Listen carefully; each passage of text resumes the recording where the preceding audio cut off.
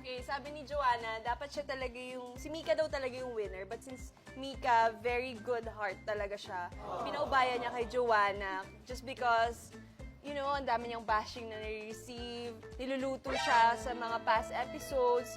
Now is the right time to shine. All of us. So, kapung ka. Sobrang saya. Ito yung episode na pinaka nag-enjoy ako kasi wala, parang lumabas talaga yung pagkabata namin. Parang nakakamiss yung mga dating parlor games. Tapos parang ngayon na lang namin siya na-experience. And at the same time, nakakahatching yung floor. Yung third challenge natin, hindi ko kaya ng utak ko mag-flow ng ganong tuloy-tuloy. Pero si Bebe, ginawa niya yun, di ba? Effortless.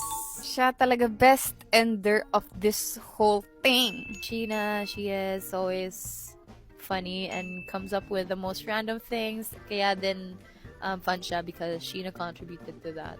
Kaiba kasi talaga utak niya. Ewan ko ba saan niya nakuha yung mga ganun. I feel fulfilled, tired, but happy. Everyone, thank you so much for watching my episode, the Stand Up Sheena Nigans.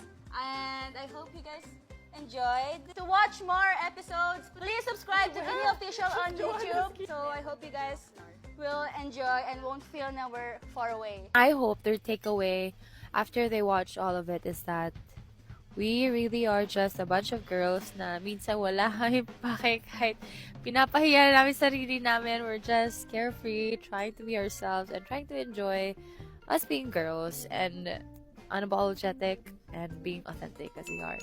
Feeling ko, pag lumabas na tong Beanie versus na to, matutuwa yung mga Blooms. Kasi na-miss nila yung ganitong kakulitan ng Beanie. Pag napanood nila tong lahat ng episodes ng Beanie Versus, gusto ko ma-feel nila nahihirit pa sila ng season 2. Love you, Blooms!